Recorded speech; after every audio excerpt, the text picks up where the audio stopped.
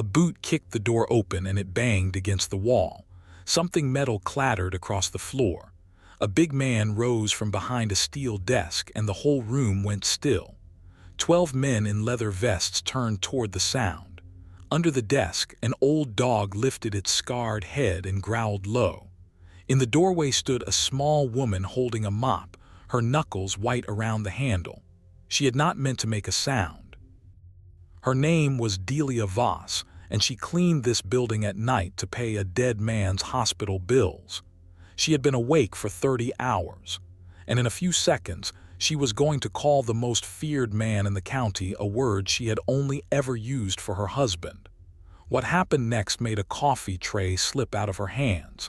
Stay with me on this one. 3 weeks. That's how long Delia had been cleaning the clubhouse on the edge of Barstow, and in 3 weeks she had learned exactly one rule. Keep your head down, don't look at their faces, don't touch anything that isn't dirt. The building sat off the old highway, past the truck stop, past the last streetlight that still worked. From the outside it looked like a dead auto shop, corrugated metal walls. A gravel lot full of motorcycles lined up like soldiers. There was no sign. Everybody in the county already knew who lived there, and the ones who didn't know were better off not learning. The cleaning company that hired Delia never told her whose building it was. They just handed her a key, an address, and a schedule. Midnight to 4 in the morning. She found out who it belonged to on her first night when she walked in and saw the patches on the wall. A skull, wings, 3 words she wasn't supposed to say out loud. She almost turned around and walked back out to her car. Almost. But here's the thing about Delia. She couldn't afford to walk out. Her husband Sam had been sick for a long time before the end. 2 years of hospitals. 2 years of machines and needles and men in white coats saying words like, "unfortunately," and "we've done everything we can." She sat by that bed so long she stopped noticing the smell of it, stopped hearing the beeping. She learned the names of the night nurses and the day nurses, and which vending machine gave you 2 candy bars if you hit it right. When it was finally over, Delia buried him on a Tuesday, and on Friday the bills started arriving. Envelope after envelope. Numbers so big she thought there had been a mistake. There was no mistake. She owed $41,000. She was 62 years old, she had a house with a leaking roof and a pension that barely covered the groceries, and she owed a hospital $41,000 for the privilege of watching her husband die slowly. She'd done the math 100 times at that kitchen table. There was no version of it that worked. Not on a diner wage, not on a widow's pension. She could sell the house, maybe, but then where would she go, and it wouldn't even cover half. So when the cleaning company said the clubhouse job paid double because nobody else would take it, Delia said yes. She said yes before they finished the sentence. For 3 weeks it had gone fine. She came in after the men had mostly cleared out. She mopped the front room where they drank, wiped down the long bar, emptied ashtrays the size of dinner plates. She cleaned the bathrooms, which is a story I won't tell you because you're eating. She scrubbed and she swept and she never, ever went near the back. She got good at making herself small. She got good at being a shadow with a mop, there and then gone, and she told herself that as long as she stayed a shadow, nothing could touch her. The back office had a rule of its own. The company told her plainly, "You clean it once a week and only when he's not in it." He being Cormac Rourke. The men called him Diesel. He was the president of the whole chapter, and the stories about him were the kind that made grown men lower their voices. A man had crossed him over a debt years back, so the story went, and that man was never seen in Barstow again. Nobody knew if he'd left town or left the earth. Nobody asked. That was the whole point of the story. You weren't supposed to ask. Delia had seen Rourke exactly twice, both times from across the room. He was built like a refrigerator with a beard. Gray in the beard now, gray at the temples, but the arms still filled the leather and the eyes never seemed to blink. He didn't shout. He didn't need to. When Diesel Rourke spoke, The room went quiet on its own, the way a field goes quiet before a storm. The first time she saw him, a man twice her size had crossed that room just to refill Rourke's glass, and had done it with his head down like an altar boy. The one soft thing in that whole hard building was the dog, an old bloodhound named Tucker. Delia learned his name because it was carved into a wooden feeding bowl by the back door. Tucker had a gray muzzle and a long scar down one shoulder and hips that didn't work right anymore. He mostly lived under Rourke's desk. The first night Delia cleaned the office, the dog was there and she froze, sure he'd bark or bite. Instead, he just looked at her with those sad, drooping eyes, thumped his tail once against the floor and went back to sleep. She left him half of her sandwich that night. She couldn't help it. He was old and he was hurting, and he reminded her of every stray thing she'd ever loved. After that, Tucker waited for her, every week half a sandwich. He'd hear her key in the door and she'd hear the slow scrape of him getting up, and by the time she reached the back he'd be standing there swaying on those bad hips, tail going. It was their secret, she thought. Tonight was different. Tonight Delia had made a mistake in the schedule. She thought it was Thursday. It was Wednesday. The back office was supposed to be empty. It was not empty, but she didn't know that yet. She was too tired to know anything. She'd worked a double shift at the diner before this on no sleep because a second envelope had come that morning. Final notice, it said. Payment required.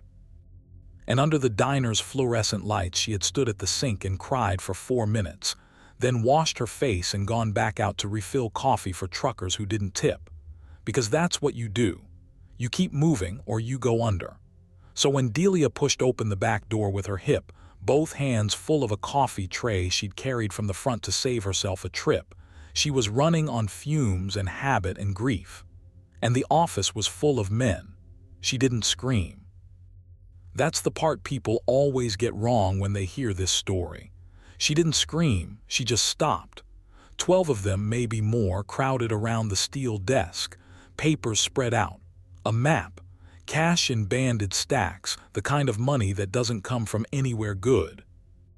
And at the head of the desk, standing now because her boot had banged the door, was Cormac Rourke himself, and every single face in that room had turned to look at the little cleaning woman standing in the doorway with a tray of coffee. Delia's brain, poor exhausted thing, could not make sense of it. Some deep old part of her, the part that had spent 30 years bringing coffee to a man she loved, took over.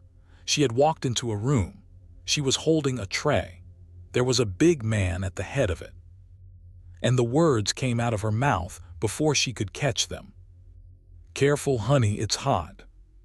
The word hung in the air like a struck bell. Honey. She'd said it to Sam every morning for 30 years. "Careful, honey, it's hot."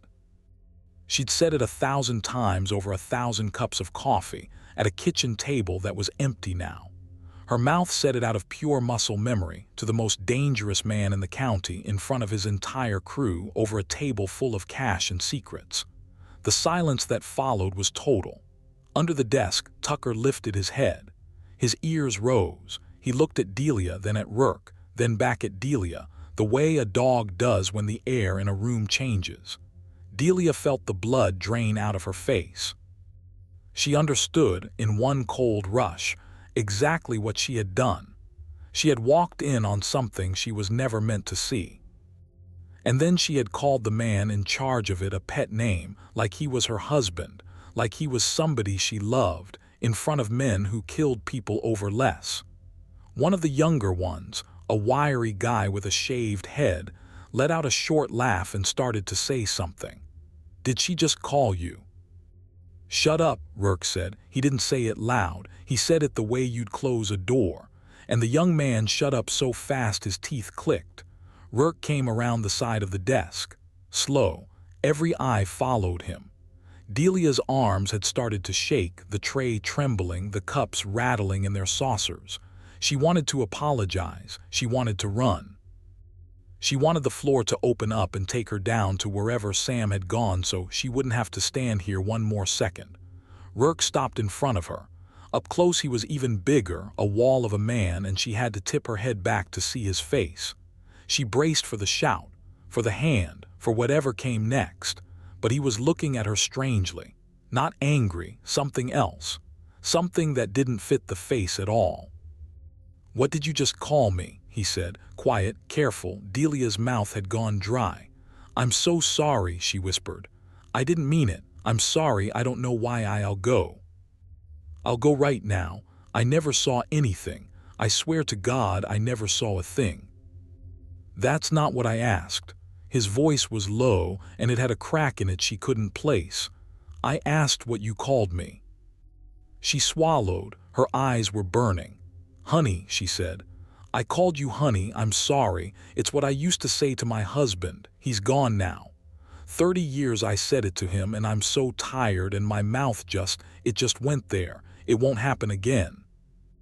And then Cormac Rourke, president of the chapter, the man they told stories about, the man whose name made grown men lower their voices, reached up and pinched the bridge of his nose. And when he spoke, his voice had gone rough as gravel. "My mother used to say that," he said.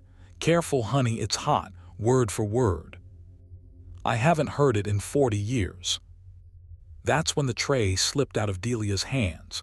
It hit the concrete floor and everything went with it. Cups exploded, coffee sprayed across the boots of a dozen dangerous men, and the sound rang out through the whole building like a gunshot. Delia dropped to her knees on the wet floor, grabbing at broken pieces with bare hands, babbling apologies, and a jagged shard of ceramic opened a red line across her palm, and she didn't even feel it.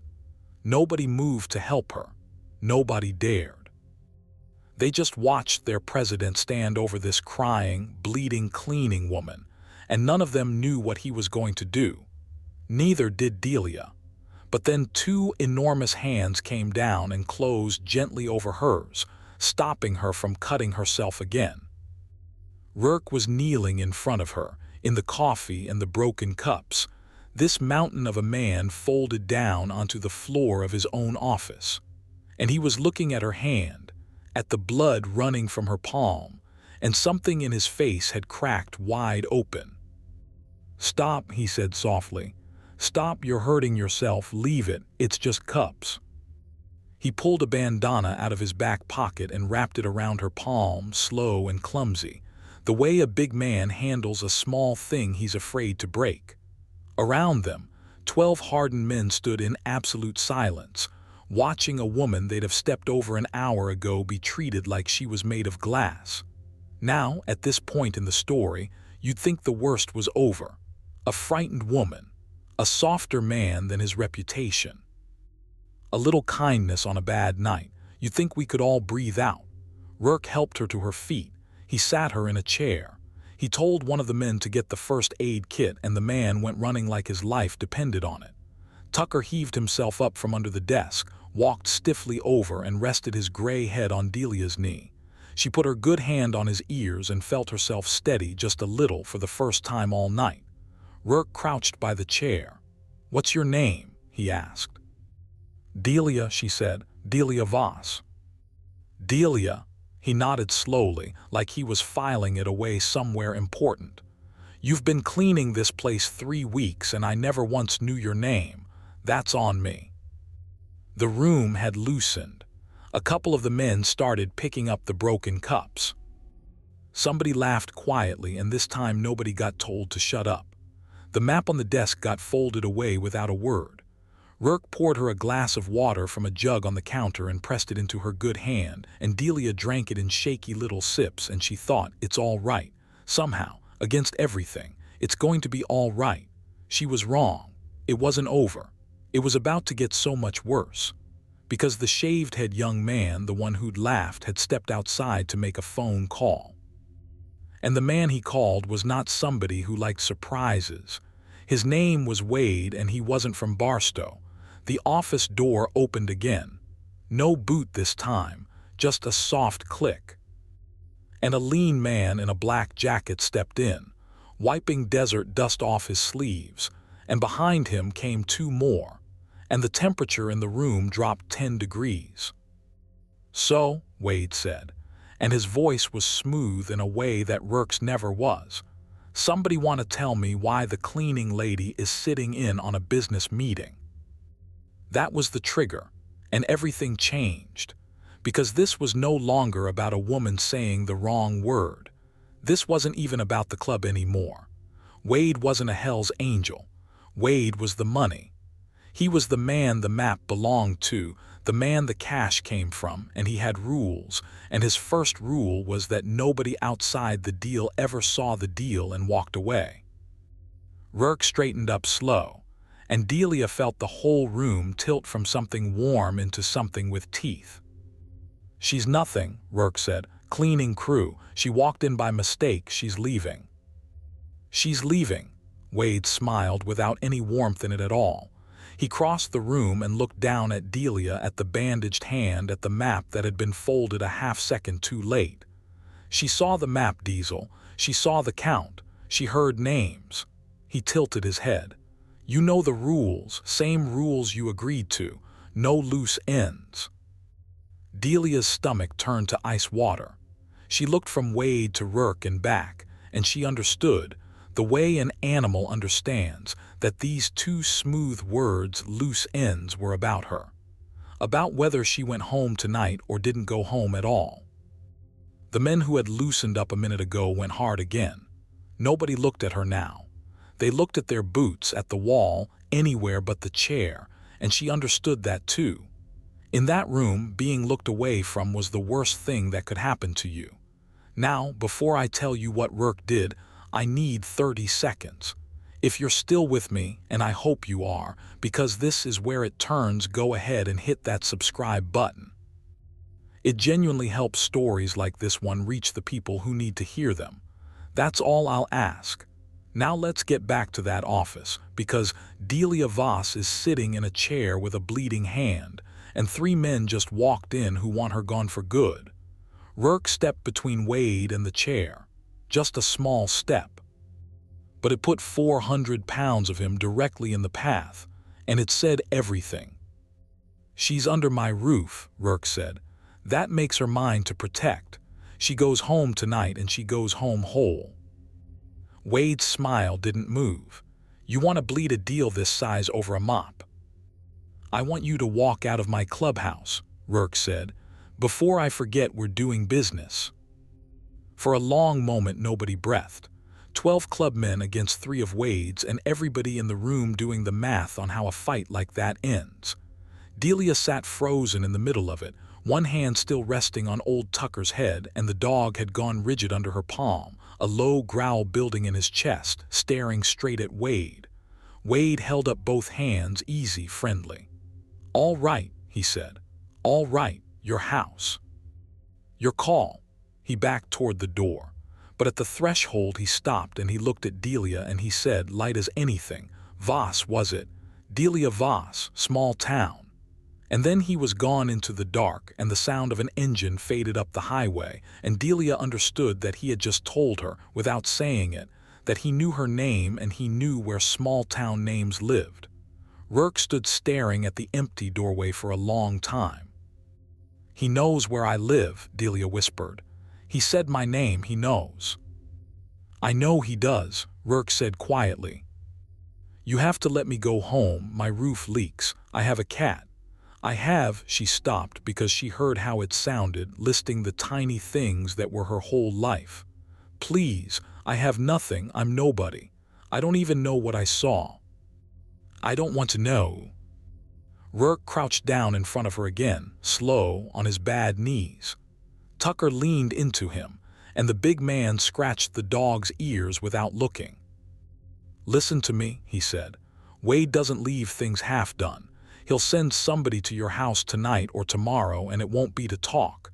You understand? The kindest thing I can do right now is the thing that keeps you breathing, and that means you don't go home." He rubbed his face.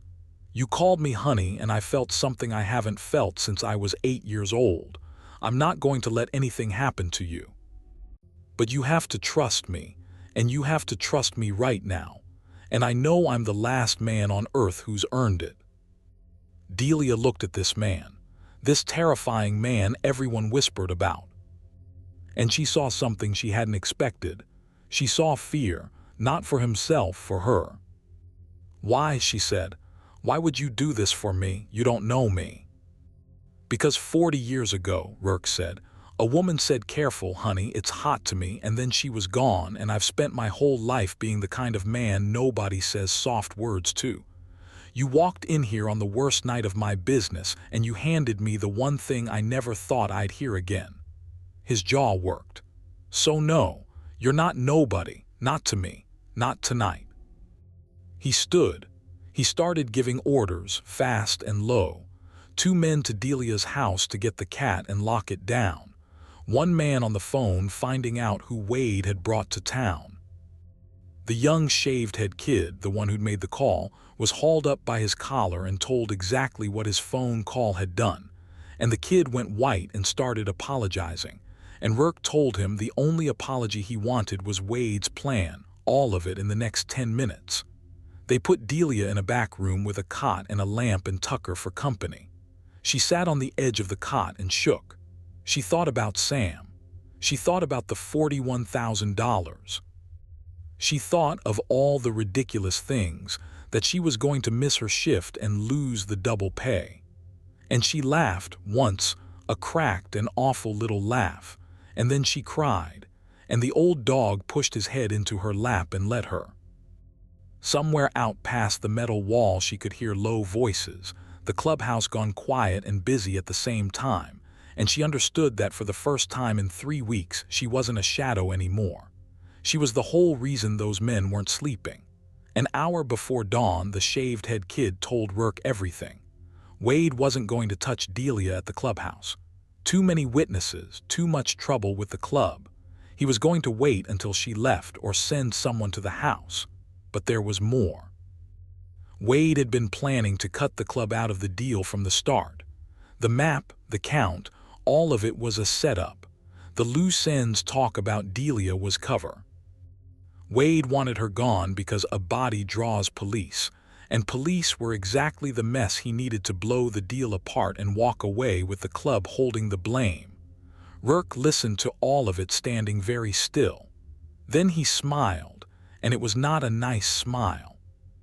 "He wants a loose end," Rourke said. "Fine, I'll give him one he can't cut." Here's what Rourke did, and I'll tell you straight, no cutting away. He didn't send Delia home. He didn't send his men out into the desert to start a war.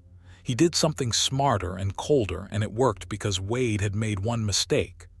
Wade thought Diesel Rourke cared more about the deal than about the woman. He had it exactly backward. At first light, Rourke drove Delia into town himself in an old pickup, with Tucker between them on the bench seat. Not to her house, to the county sheriff's office. And I know what you're thinking. A Hells Angels president walking a witness into a police station. Half his own club thought he'd lost his mind, and one of them said so out loud before they left. Rourke just looked at him until he stopped talking, because everything on that map, everything in Wade's deal was Wade's. The club's part was ugly, sure, but it was small, and Rourke had spent 30 years knowing exactly how much heat he could take. What he handed the sheriff wasn't the club. It was Wade.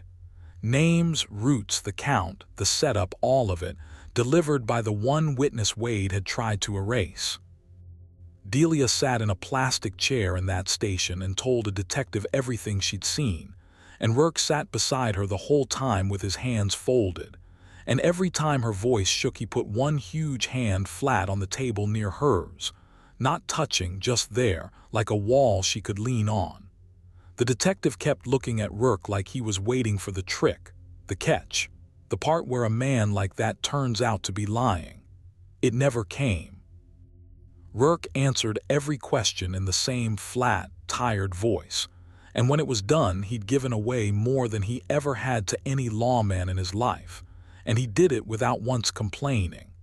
Wade was picked up 2 days later at a motel off Interstate 15 with the cash still in the trunk. He'd been so sure nobody would ever talk that he hadn't even moved it. The 2 men he brought to town gave him up inside an hour, And the thing Wade had counted on, that a cleaning lady was nothing, that she'd stay quiet or disappear, turned out to be the thing that buried him. Delia Voss, 62 years old, $41,000 in debt, awake for 30 hours, was the loose end that hanged him. Rourke took his own heat for the club's part in it. Spent a stretch answering questions, paying lawyers, wearing the fallout. He never once put it on Delia. When a detective asked why a man like him would walk in and hand over a deal like that, Rourke said only, "She reminded me my mother raised me better." And he left it there. Now here's the part I like best, and it's the quiet part, so stay with me. Delia went back to cleaning. Not the clubhouse anymore, that chapter of it was closed. But she kept her diner job, and she kept mopping floors at night because that was who she was, and she was proud of it. What changed was this. About a month after Wade went away, a plain envelope showed up in her mailbox. No stamp, no name. Inside was a single sheet of paper. It was her hospital bill, the whole $41,000 of it, and stamped across the front in red ink was one word: paid. She never found out officially who did it, but she knew. Of course she knew. She sat down at her empty kitchen table, the one where she'd said, "Careful, honey, it's hot," for 30 years, and she put her face in her hands and she wept. And this time it wasn't grief. It was something she didn't have a word for. Somebody had reached into the wreckage of her life and lifted the thing that was crushing her and asked for nothing back. There was one more thing in the envelope. A photograph, old and creased. A young boy, maybe 8, standing next to a tired-looking woman at a kitchen stove. On the back, in blocky handwriting, 4 words: "My mother, thank you." Delia framed it, put it on the shelf next to Sam. She saw Rourke a handful of times after that. He'd pull up to the diner some mornings before dawn, that old pickup, Tucker's gray head in the window. He never came in. He'd just order a coffee to go, and Delia would bring it out to the truck, and every single time, without fail, she'd hand it through the window and say, "Careful, honey, it's hot." And every single time, this enormous, scarred, terrifying man would take it in both hands like it was the most precious thing anybody ever gave him, and he'd nod, and he'd drive off into the gray light of the desert. Tucker lived another 2 good years. When the old dog finally passed, Rourke buried him out behind the clubhouse and marked it with that carved wooden bowl. And it was Delia he called that night. Not one of his men, not his club. Delia. He didn't say much. He just needed to hear a soft word from somebody, and she gave it to him, the way she'd give a cup of coffee, freely, warm, no charge. People in Barstow still tell the story wrong. They say the cleaning lady called Diesel Rourke honey and lived, like it's a miracle she survived. But that's not the story at all. The story is that a broken down, grieving woman, running on nothing, too tired to be afraid, walked into the hardest room in the county and, out of pure habit, offered a small piece of tenderness to a man the whole world had given up on. And it turned out that the most dangerous man in the county wasn't dangerous because he was cruel. He was dangerous because somewhere under all that leather was a little boy nobody had said a kind word to in 40 years, and God help anyone who tried to hurt the first person who did. Delia paid off a dead man's debt, but that's not what she gave away, and it's not what she got back. What she gave, without knowing it, was a single word at the wrong moment. And what she got back was her whole life, handed to her by the last man on earth you'd ever expect to be holding it. Careful, honey. It's hot. Turns out those 3 little words were worth $41,000, and a man's whole heart, and a bloodhound named Tucker, sleeping now out behind an old metal building on the edge of the desert, under a wooden bowl, where somebody who loved him still comes to sit.